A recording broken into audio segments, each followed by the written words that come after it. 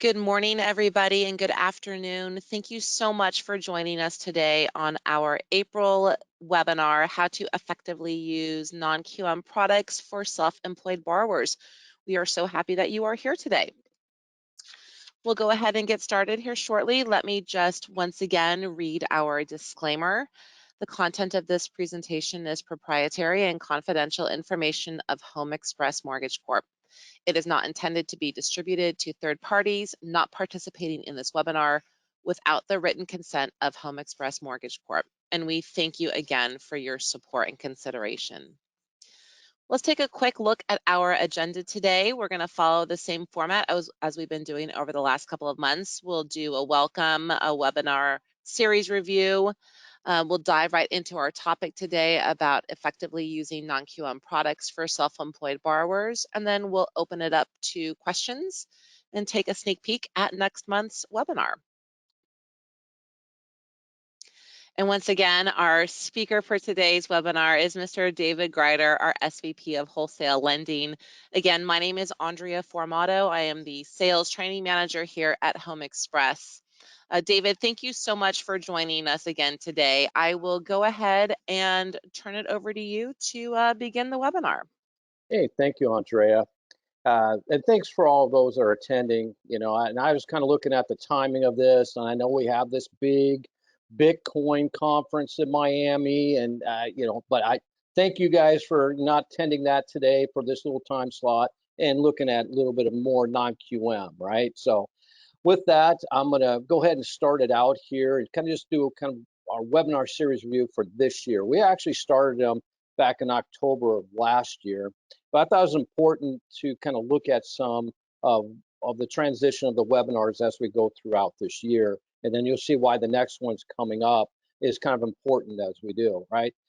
We have a obligation. I kind of put that in there in what we do. We're a wholesale lender and non-QM, and we're here to help families that get turned down from traditional financing, right? And these families need to move forward with purchases or cash out, and there's always going to be a need for that, no matter what kind of environment we're in. And we're in an environment of rising rates, right? We kind of seen that where conventional average now is over 5%. And so that's why these kind of webinar series, even though we're trying to keep them short, 15, 20 minutes, are kind of important to point out as you're going forward. So the first one we did this year in January is what to look for in a non-QM lender. And I kind of went over kind of what my perspective was on that. Are they well capitalized, right? Are they a true lender, right? Meaning, do they underwrite to their own guidelines, fund with their own money? Or as you're going through your loan that you're thinking you're getting a CTC, and then all of a sudden they send it for investor review and more conditions come up. And that's pretty tough if you're on a 30-day lock going through that process, right? And is the company historically done non-QM, right? Do they understand all the ins and outs of non-QM, or just come into the market and trying to figure it out? And all the time I talk to individuals, non-QM is about time and understanding the situation. These are loan stories, right? These are things that have been put in place, for a real need for these borrowers, right? I started back in non-QM in 2015, and as I was going through this, I was looking at some loan files where, man, this borrower's got a 740 credit score, right? Self-employed, and kind of writes a lot up on his tax returns, has 500,000 saved up in the bank, will put 30% down on a property, and agency and the banks are turning them down. Man, there was a great need, and there's going to continue to be a need as we go through this particular webinar. So what to look for in a non-QM lender. Then I went through what's life alone at Home Express, right? And we're transparent, right? We have a portal system, XConnect, where you can register the loan. You can go through all the stages of the loan. We have highly trained account executives. They go through 2 weeks of training and weekly training so that they can give you the answers you need to be upfront and what we need to get that deal done and structure your loan. And that's why we went into March about structuring and solutioning non-QM loans. There's a lot to it on the backside with our AEs and operations team that get these deals funded, and why we have such a high pull through, right? We kind of go through the structuring of it. and going through maybe the debts, how they getting their gross receipts in, or what's the rental on the DSCR and all that. And I'll just kind of give you highlights of my week today. I was on one of our regional calls, and one of our great account executives was sharing how she structured a loan from one of her broker partners that kind of was a fallout from Fannie Mae. It was a 2-unit refinance cash out investment, and they're going full doc, tax returns, that thing, good score, all that kind of stuff, and they just couldn't get the DTI to work in Fannie Mae.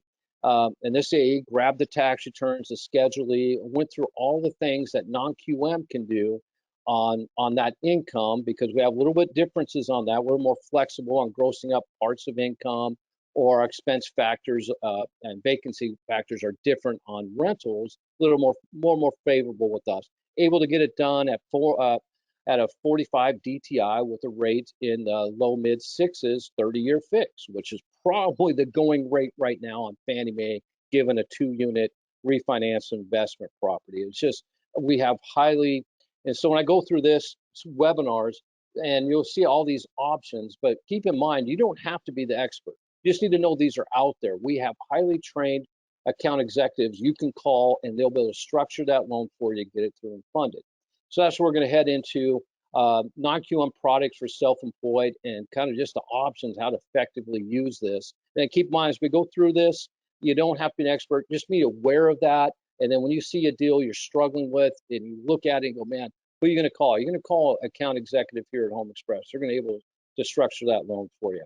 Let's go to the next slide. Okay, we're going to look at 4 kind of topics here: the definition of self-employed and kind of what that means in non-QM, some requirements they have. We're going to take a quick overview of the market for self-employed. And again, there's a lot of material out there. I think there's a lot of non-QM coming. Hey, look at the self-employed. I actually had this topic back in 2021 on one of our webinars. And then we're going to look at the programs for self-employed. And then, okay, great, we kind of get it done. How do you source these self-employed borrowers, right, for your end, so you guys can get more loans closed this year? So let's look at the definition of self-employed. Okay, we use the same definition Fannie Mae has 25% or more ownership in a business. Then it kind of lists out some of the type of businesses we see, right? Sole proprietorships, right? That's your person owns a lawn care business, landscaping company, all kinds of different things, right, that we see. Partnerships, corporations, that's C Corp and LLCs, independent contractors, which is big going from COVID into kind of a work from home or remote, and people moving away from the urban centers. And then I call Schedule C side businesses. That is really growing, especially with inflation hitting today. A lot of people have had side businesses for several years that were able to use that income without using the tax returns to get their DTI in line, right? And as the rates go up, I mean, DTI is probably going to be a concern for a lot of borrowers, but we're going to be able to be flexible enough and show you options that we can use all their income to get that qualified. Some of the non-QM requirements, one is we verify ownership and length of time, and that's got to be done by a third party. Generally, we need at least 2 years of self-employment documented. And then lastly, we need to understand the cash flow of the business, right? So that's what we're doing on this. And I'm going to go through some of these programs, but it's really understanding what they do, how their business operates, and what the cash flow it is, and then to apply appropriate expense factor on it. So let's go to the next slide on the market for self-employed. I took a slide from I had in 2021. That's on the bottom, and it's kind of just blows you away that 44 million workers, or just over 28%, were self-employed at some point during a week in 2019. Then I looked at some article. I'm in the Bay Area, so I get a little bit of articles here in San Francisco. Where I was reading this thing that they found 59 million Americans performed freelance work in the past 12 months. That's in 2021. So this segment of population of individuals that need loans and move their families forward are this type of borrower.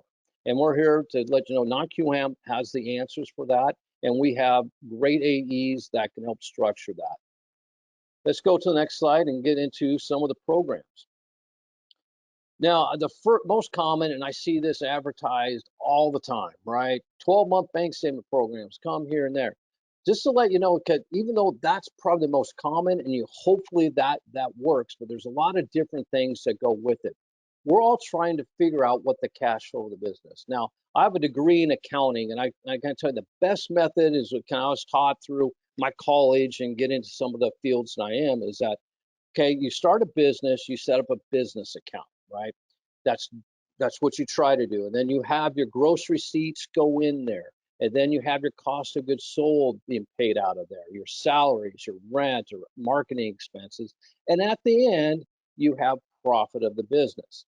Now, that profit of business you can keep in your business account as retained earnings, or you move it over to your personal account, right? And then you have your 12-month personal where you could use like 100% of deposits of that. However, from doing this for 7-8 years now, that is the rarity of our self-employed borrowers. They have different accounting methods. A lot of them pay personal expenses out of their business or deposit their gross receipts in multiple bank statements, right? Maybe they use their credit cards into a PayPal, Zelle, and their other like check receipts or those type of things go into this account. And so you really got to ask the question is, what are we trying to ascertain? We're trying to ascertain that the gross receipts of this business to get what that average is, and then apply expense factor. And that expense factor will be applied, then we can get to what we can use as income on their 1003 to get the DTI. And that's really it. So the most common is that, and we do have income desks that can calculate this before submission up front, before they go out and shop for that home, to give you an idea of what that income we can use for mortgage lending purposes. The next thing we have is independent contractors, 1099. And again, if you look at, all we're trying to do is get the gross receipts of this business, right? Now, 1099, they have a business, right? But now I can do it on one form because they get 1099 from where they're independent contractor, whatever that job is they set themselves up for. It's on one form. I don't need all the 12-month bank statement because all the gross receipts are then compiled into one form called the 1099. And then we apply expense factor to that. And most of the time, 1099 type of individuals or self-employed borrowers have a lower expense factor than the typical one we use is 50, okay? Then, as I talked about in past webinars, is that 2020 for most businesses, unless you sold pizzas and pizza delivery and those type of things, kind of had a pause in 2020. However, the economy has been fairly good, over, the end of 2020 and in 2021. Maybe one-year tax returns would work, right? We have that option available as well. We just look back at the 2021 tax returns and the filing dates coming up here, and a lot of those are completed now, which would work, right? And then we have that Schedule C side business, right? So there's a lot of individuals that are W-2, they have their own job 40 hours a week, but they work this side business for their family and have done historically. We're fine with using the W-2 income and the bank statements for that other source of bank statement for income, right? For that side business. And again, these are all tools that you can use to help that borrower get their new home purchase or cash out to effectively use the DTI to get it under 50. Multiple business owned. There's a lot of individuals that own separate businesses, and we can take each business individually on their 12-month bank statements and come with that income, and then collectively take each business income onto their 1003 to help them qualify.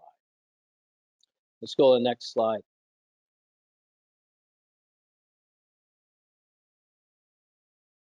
All right, P&L only program. How does this make sense, right?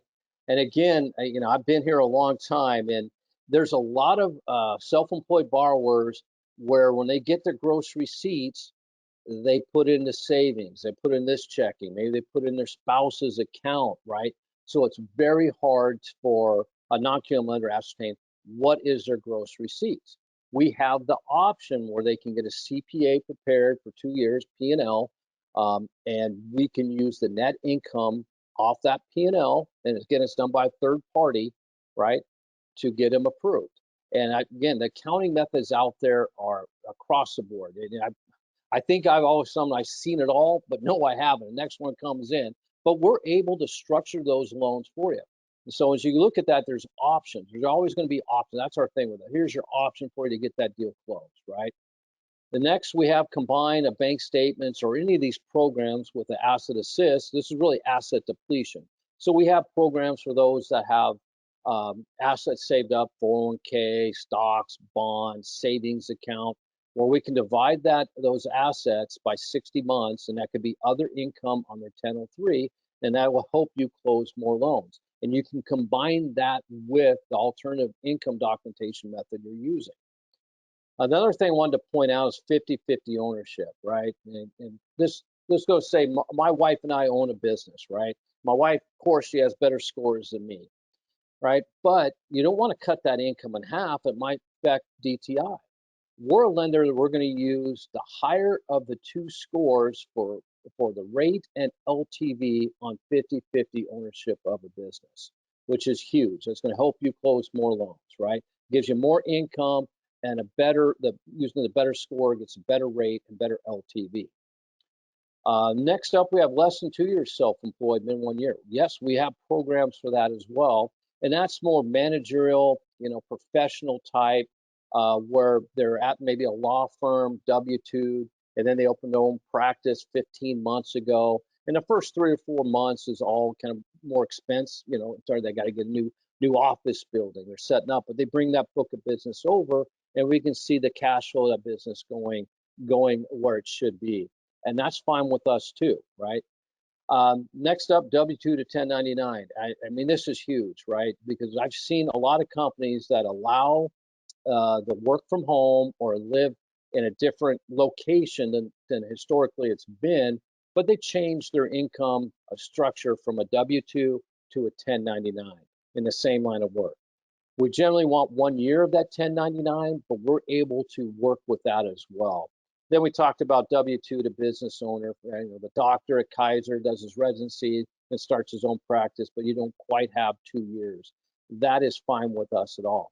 So when I go through all these programs, the big thing to realize is that there is a ton of options for these self-employed borrowers that we can get done for you here and help you close more loans, keep your referrals, keep your real estate agents happy with you closing loans, right? And that's what we're here to do. Next up, we're going to look at sourcing for self-employed. And I always ask this, how many loans over the last 2 years, because it was rate and term heavy, did you say no because they're self-employed, there are too many overlays on that, so you passed on them? Man, that's a good database to go back and see if that purchase deal or what they're trying to accomplish was done, and you have that data to go out and let them know there's options for them, right? Next up is referral network. I mean, not all lenders, banks utilize non-QM. And I've talked to LO just beginning of this week, and he said, man, I got this great referral network from this credit union. They just kind of called me up. They have a great borrower, doesn't fit guidelines here for agency or a bank. Can you help them out? And he goes, man, I get 4 to 5 a month from that source, right? You wouldn't believe how many sources that, and they're trying to get a purchase for their family or get cash out, and they're just getting turned down. And a referral network is huge. Other thing is real estate agents, right? Let them know that we have options for them on their self-employed borrowers that don't qualify through traditional financing. And then we have accountants, CPAs, financial planners, right? So you have a lot of self-employed borrowers that utilize great CPAs. That's why they pay less taxes, right? Because they're writing off stuff and all these kind of things. And they might go to them and say, hey, I need to get a loan. I can't get approved through my traditional financing. You know any referrals? Hook up with them.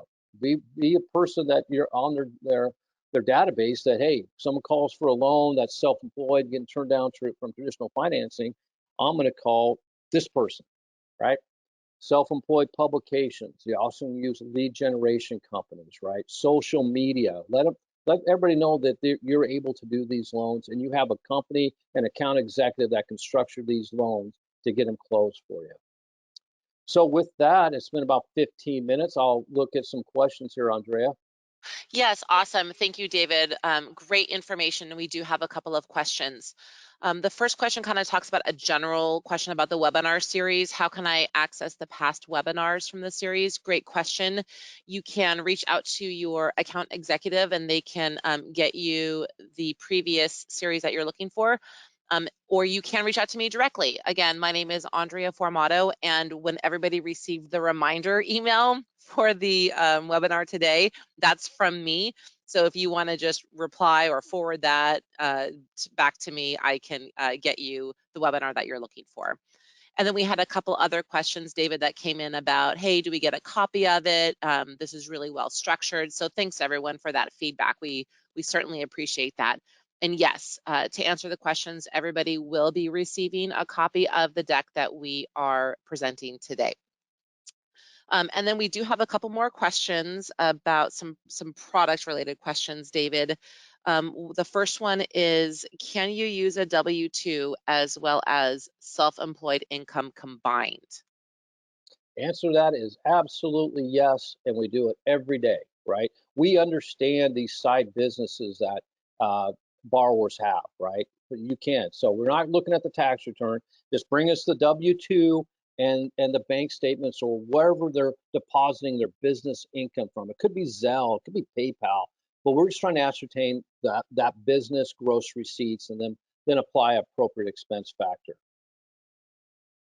Great, thank you. Here's another question. How many loans can you do for one person? That's a great question. Now, the general answer I give is 10, but keep in mind, how many second homes can you have? So you're looking at, okay, I can do one primary, a second home, and then up to 8 investment properties. That would be the general, up to 10. Great, thank you, David. A couple more. Do we allow NSFs? Absolutely. That's a great question. Again, I kind of went through these accounting methods. And over the last 7 years, I've had these borrowers that have great FICOs and pay their mortgage on time, great credit history with assets. And then on the 15th of the month, they have all these NSFs. And then I'm going, okay, I didn't get an explanation. What do you do? Well, sometimes I get paid here, my accounts receivable, they come here, and I felt it was just better to just make sure that there's paid, then my bank covers them, and it just all this. And I'm looking at it going, well, they pay the mortgage on time, the credit's there. So the answer is yes. If they pay their mortgage and housing on time, they can have unlimited NSFs. Again, we probably want an explanation on it. Probably better for them to pay an extra, you know, few $100s for a bookkeeper, but I've seen it all. So yes, we allow NSFs if housing is paid as agreed. Great, thank you. The next one is, what methods do you use to figure out the expense factor? Okay, presently we use a standard 50% expense factor and allow a tax accountant prepared letter for reducing that expense factor. So, and again, this is, I'm not saying 50% is right. It's just a one that's historically been used. Um, but you know, let's say you have a computer technician that works from home as an independent contractor, right? We know that's low. That's going to be lower than 50%. They already paid for their equipment, that kind of stuff in their home. Probably could be 10, 15%. And we allow you to get a tax preparer letter on that to lower the expense factor. Great, thank you. A next one, do you require reserves for non-subject properties? Great question. The answer is no, we don't. We just look at our PITIA on a subject property, and then and there's certain LTVs below, like if it's consumer loan on certain programs, we're going to require reserves. Not to say it's not, it's a good thing for borrowers to have reserves. It is, but it's just the subject property if it's required on our programs. Please contact your AE for details of what program you're on and the LTV. Great, here's another one. How low for the DSCR is permitted? How low a FICO? I think that would be the I think it's question. Yeah, you need okay. a 600 score on all our programs to get in. So a 600 score is a minimum FICO score required, and that's for our main borrower. So we have programs where the individual that makes the most money we use, that co-borrower could have a 500 score, and that's perfectly acceptable. So don't just think it's, oh, hey, all borrowers have to have 600 score. Most of our programs, if it's income related or DTI file, we use the primary earner score, and that co-borrower score on certain programs, it may not even exist, and we're okay using that income. Okay, great. Also for DSCR about the ratio, the rent to the PITIA. Okay, we require a minimum of 0.75 to get in, right? So their best pricing is 1-to-1, or I mean, it's actually be 1.5 or higher, but 1.1 or 1.0 is where our rate sheet kind of goes. But there's ads if you go below 1 all the way down to 0.75. Great, thank you. And then I think this is our last question. What if the first-time home buyer doesn't have a housing history? Great question. We have some first-time home buyer programs that we understand they don't have housing history, and why, right? And I guess it's a good thing if they live in maybe with their family or parents for a couple years, saving up their down payment. I think that's the first thing we go to, right? It's like, did they save up their own money? Was it a choice for them to save money during that time? Then we say yes to those type of loans. We understand that isn't, and we can go up to 90% LTV on those cases. The ones that are difficult is they had no housing history, right? And they didn't save any money. And that's really where you're going. Well, if you didn't have housing history, what did you do with those funds? Was it saving it, or did you go buy TVs and stuff? That might be a harder loan to get done, especially at a higher LTV. But we do take 100% gift funds up to 80% LTV as well. So keep that in mind. Great, thank you, David. So we'll just have a couple more slides here and then we'll wrap it up and let everyone get on with their day. David, did you want to just touch again Yeah, briefly about the company I'll overview? touch a little bit about Okay, our company, right? Just kind of, we're founded in 2015. Last year, we funded over $1.8 billion, right? And so that's quite a bit of loans. And we expect this year to almost double that. And we're on track through this first quarter to do that as well. We're a wholly owned subsidiary of Sear Capital Management. All that kind of means is we're well capitalized, right? So we got the money and the capacity to fund all your loans that you have in non-QM. We have executive management with a proven track record. We've been doing, manual underwrite since late 80s, early 90s. Also says I'm old, right? Top 5 non-QM lender. I think we're top 3, but I can confidently say we're top 5 in volume. Probably close to 1 or 2 on wholesale loan traders on Wall Street. And a big thing is we underwrite our own guidelines and fund with our own money. So there's no investor approval needed. It's just it stops with us. We handle the whole process. We're service oriented. We're transparent. We provide you with our SLAs every day. Here's our turn times for underwriting, condition review, all those types of things. And we have a high pull through, right? And we provide high level training for account executives that are the best in the industry. And this to experience us, just give us a call. And you'll see account executives going to go through the loan, kind of go through, hey, what's the loan story? What's the purpose of the loan, right? They go through all these things with you. Tell me about the credit, right? Any things that happens on credit. And they go into money down if it's a purchase, right? Tell me about the property. They go through these things because they want your loan to go through, especially with the rising rate environment, to make sure that we're all on the same page and we close this loan within 30 days. And the more upfront that we can get, and that's why this Quicker webinar is really important to let you know we're trying to ascertain the business gross receipts that they have from this business, right? And it could be a lot of factors. It could be multiple accounts. Get that to us up front, and then we can get through your loan, and you can close on time in the lock period. awesome. Thank you so much, David. And just for everybody, we're giving you a little sneak peek at next month's webinar. We have some exciting changes brewing here at Home Express.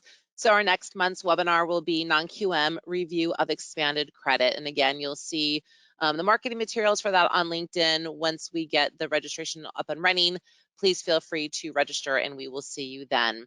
And then of course, lastly, As always, please reach out to us. As David said, go online. We have a general toll-free number. In just a moment, I'm going to put David Greider's direct phone number on there. Give him a call. Go online. Give us your scenarios. Let us take a look at it. Reach out to your AEs to help you with your borrowers. And again, you can always reach out to me. My name is Andrea Formato. I was the one that sent you the reminder for the webinar this morning, so feel free to reply back if you have any additional questions. But thank you, David, for your time. We sincerely appreciate it. Thank you, everybody who attended. We appreciate your time as well. Have a great rest of the day. Have a wonderful weekend, and we will see you next month. Thanks, everybody. Bye-bye.